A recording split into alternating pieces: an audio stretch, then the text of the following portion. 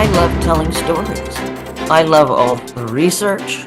I love the going out and covering the people and the places where I go. And I love the hard part, synthesizing it all and looking at everything and trying to figure out how to write it and communicate it in such a way that I'm doing justice to the story. I feel a kind of an allegiance, a double-ended allegiance, where on the one hand, I have a responsibility to the story, and on the other hand, I have a responsibility to the audience. And all of the in-between fascinates me and motivates me and keeps me going. So I love all of it. But again, more than anything else, I just love the stories. I was just floundering after I graduated from college in 1969, which was at a time when the country was very divided because of the Vietnam War, because of civil rights. It was a time of protest and upheaval, and I wanted to be somewhere in the arena, but I didn't know where. I went to a symposium at MIT on the coverage of controversial events. It was an eye-opener, complete revelation to me. Fred Friendly was there, Mike Wallace was there, the editor of the Boston Globe was there. As each of these people talked, I thought, well, this is where I want to be. This is the vantage point. This is the fence I want to sit on so that I can observe, process, and in that process of observing and thinking, then synthesize it and convey it to whomever I'm reporting to. And so I went to work 7 days a week as a waitress so that I could work 5 days a week as a freelance writer for a group of weekly newspapers. And it was great experience, but it was practically slave labor. There in the paper was an ad for a radio news man. And I thought, radio news man. Maybe I should apply for that. And so I did. They hired me. And I think that they hired me largely because I was cheap. They didn't have to pay to move anybody, and they could pay me less money. But it was a great situation. I kind of taught myself my job. In order to teach myself how to speak and how to read, I would transcribe those CBS newscasts with the greats, the Eric Severides and the you name the famous name CBS correspondents who also did radio. And I wrote it all out, and I would save the recordings, and I would turn them up very loudly, and I would read in unison, kind of karaoke radio broadcasts, in order to learn pacing and breathing and how to write. One thing led to another, and after a little over a year there, I was hired by a television station, the ABC affiliate in Grand Rapids, WZZM, and they said, well, here's a camera, you go shoot your own material. And they gave me a kind of an hour lesson on how to shoot film, and it was film in those days. And I was hired as the City Hall reporter because I was scooping other reporters in town in my radio days. I was the only woman in the newsroom at WZZM. There was one much older woman at WOOD, the NBC station, and there was one woman at the Grand Rapids Press at the time. I moved from there to Miami, Miami to Chicago, Chicago to CBS. And my first posting for CBS was in Atlanta. And I started at CBS in 1977 on Halloween. I didn't work directly with Walter Cronkite very much because I was based in Atlanta at first, and he was in New York, of course. But my very first CBS story, I covered a disaster in a rural part of Georgia called Toccoa Falls. A dam burst, and it washed away an entire community, including a Bible college, an evangelical Bible college. The dam collapse that dumped tons of water on a Georgia Bible college killed 38 persons, half of them children, and many survivors lost almost everything except their faith. Martha Teichner reports. Debbie Metzger wasn't injured badly in the Toccoa Dam break, just cuts on her legs and feet. She left the hospital with her grandparents. Her father, Jeffrey, a student at Toccoa Falls College, smiled and held his Bible. Smiled even though he was leaving the bodies of his wife and son in Toccoa. We believe in Jesus Christ, and I know that my wife and child are living eternally in paradise with Jesus. Toccoa Falls College calls itself a non-denominational school, but religion is its backbone. But with these people always is their faith. In one of the small rooms they share at the Red Cross Disaster Center, students like Jim Weiss and his family continue daily devotions, asking God to let them accept, as the will of the Lord, the disaster that has destroyed their home. Lord, we just put ourselves in your hands this evening as we lay down to go to sleep. And thank you for the many blessings and the parents that you've given us. In Jesus' name we pray. Amen. Martha Teichner, CBS News, Toccoa, Georgia. After the story was on, the phone rang, and there was a voice on the other end that said, hello, Martha, this is Walter Cronkite. I thought it was a joke. I was convinced it was a joke. And I made light of it, and I, basically joked around and said, oh, well, who is this really? And so it was really Walter.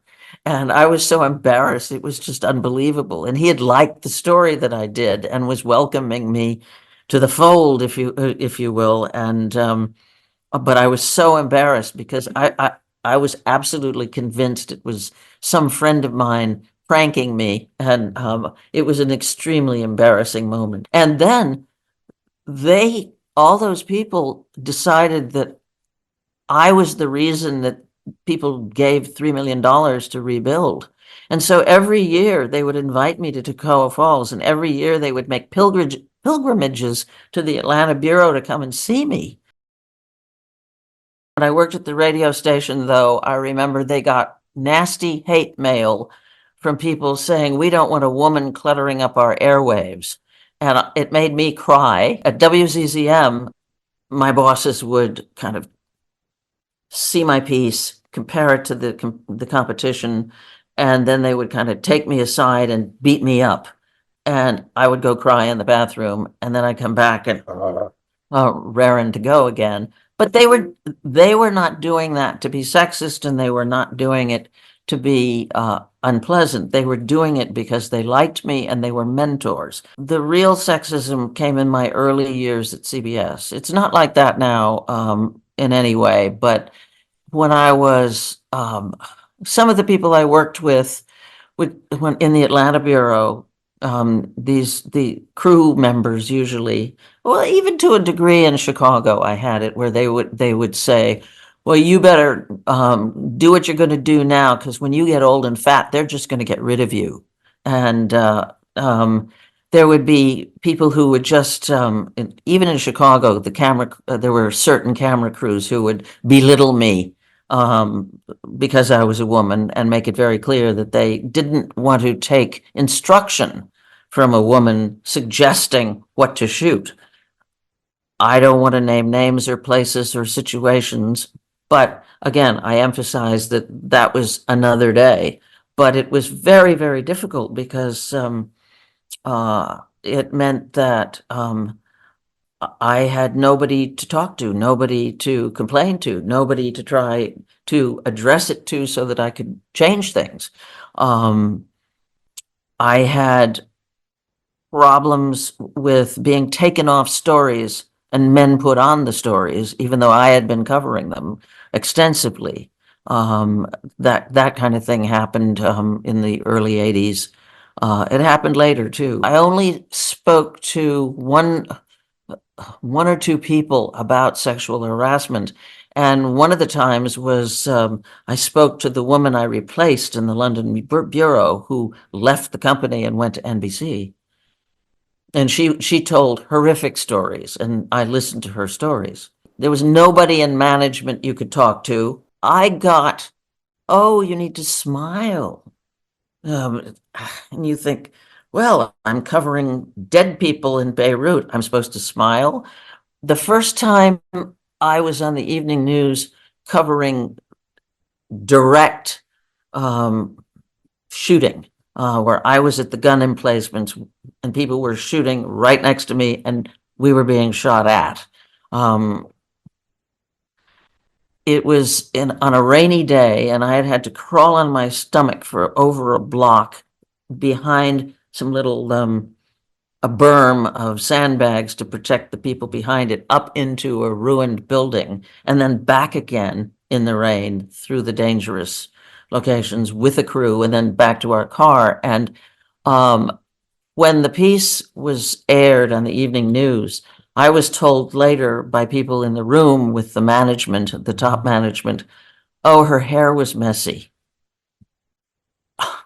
And I was, on the one hand, I got a wonderful telegram or telex from Howard Stringer for my Beirut coverage, telling me that it was elegant in the tradition of great war correspondents.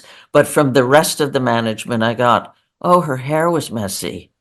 And the conditions under which I was doing this were so incredible that I thought to myself, I don't believe this. And again, that would not have happened to a man. It would not have.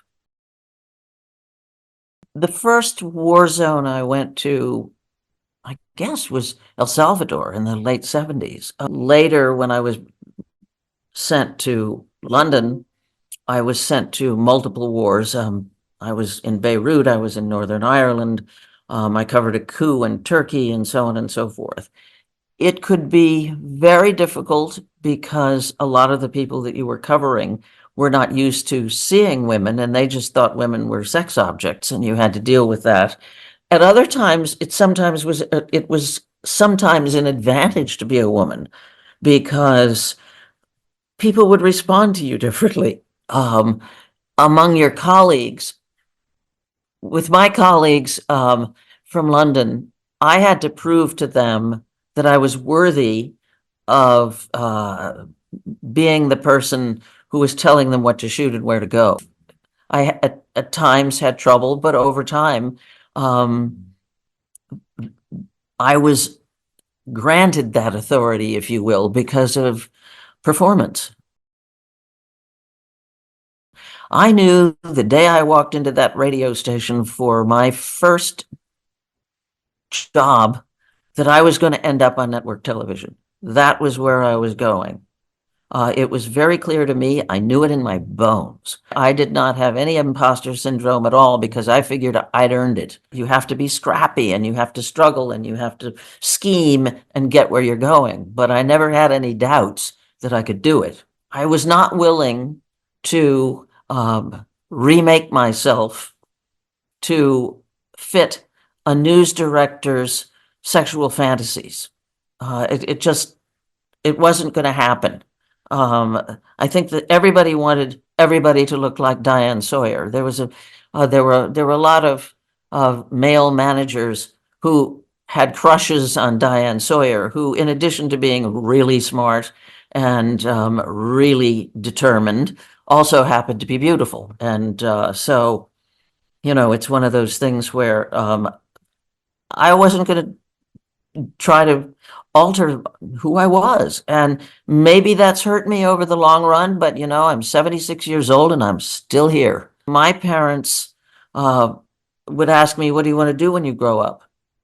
There was never any question that I would have the freedom to do what I wanted to do. In fact, I was urged to do what I wanted to do. And my mother's lesson to me was, you have to be able to make a good living doing what you want to give you the freedom to live the life that you want. I think going to Wellesley College probably had more to do with my ability to get that job at the radio station and to believe that I could actually apply for a position as a radio newsman than anything else, because I thought, well, of course I could do this. Why, radio newsman? Well, I could do this. I went to a women's college where there were no barriers.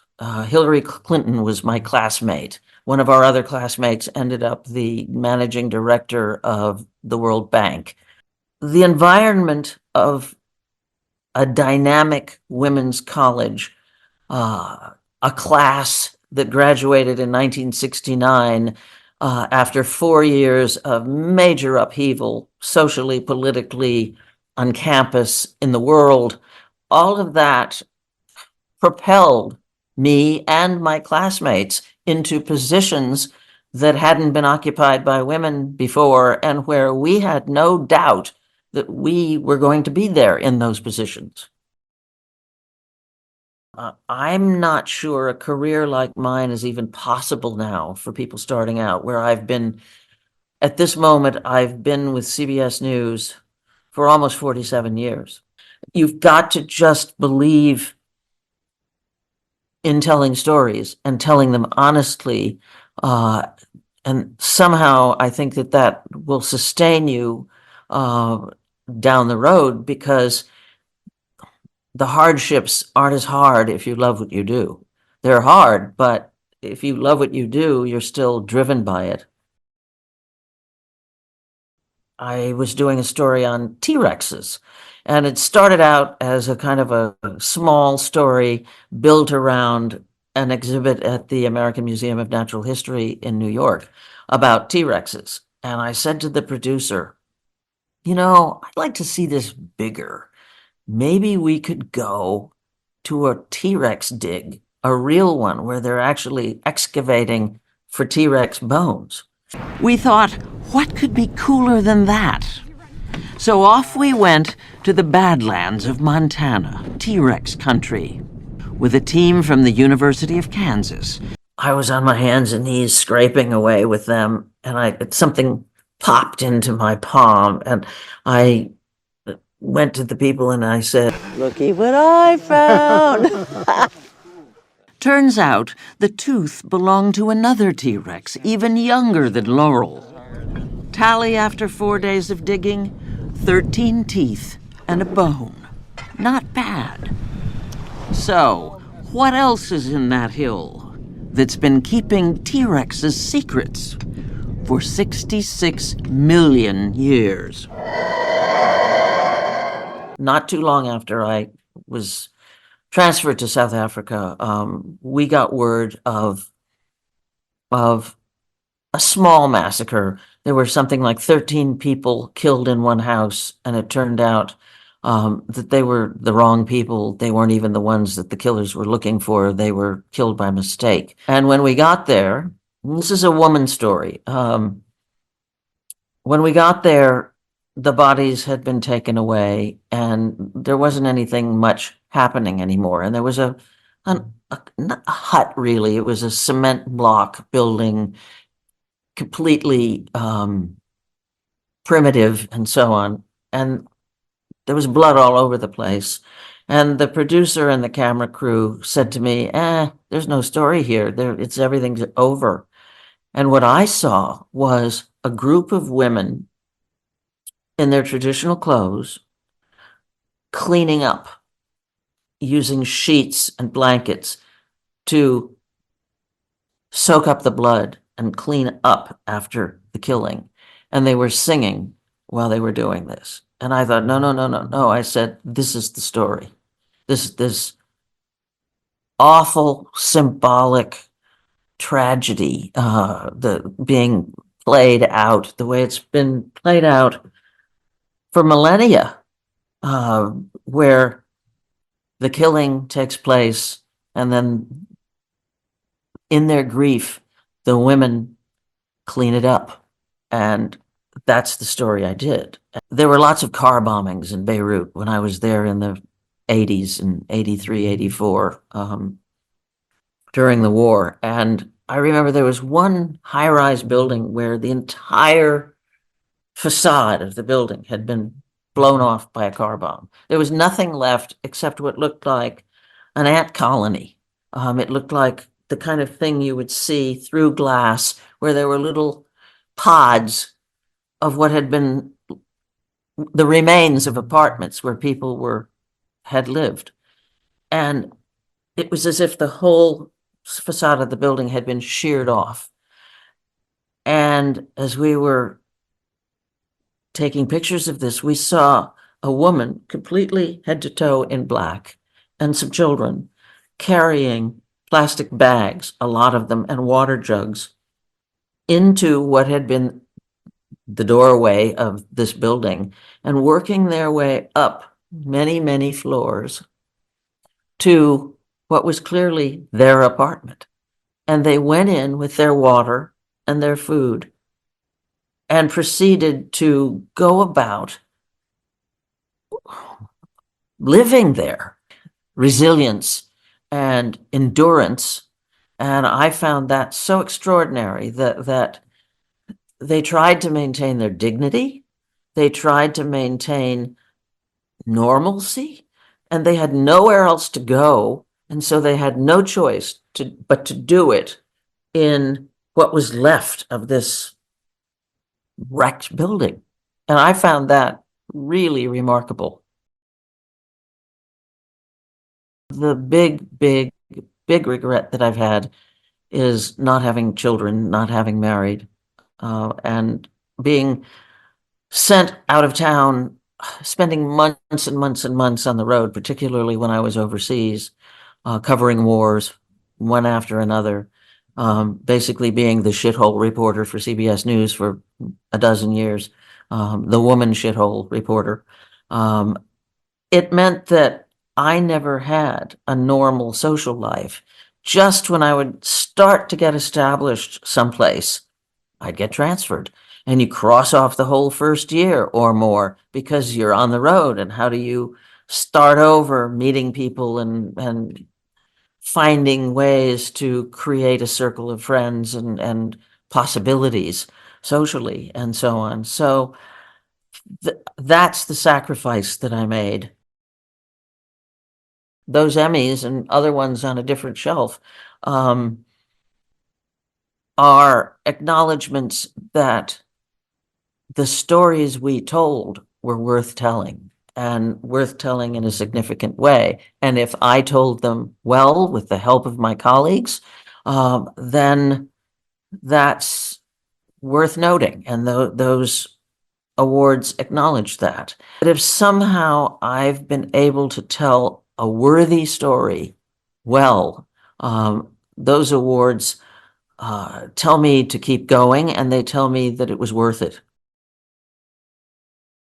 Getting into broadcasting was a way of discovering the world, going places, doing things, meeting people, exposing myself to different kinds of lives, different kinds of places, different kinds of issues. I don't think I would have had as much fun as in any other field other than broadcasting. One of the things that's been very important to me as a person who reaches millions of people with every story I do is gratitude.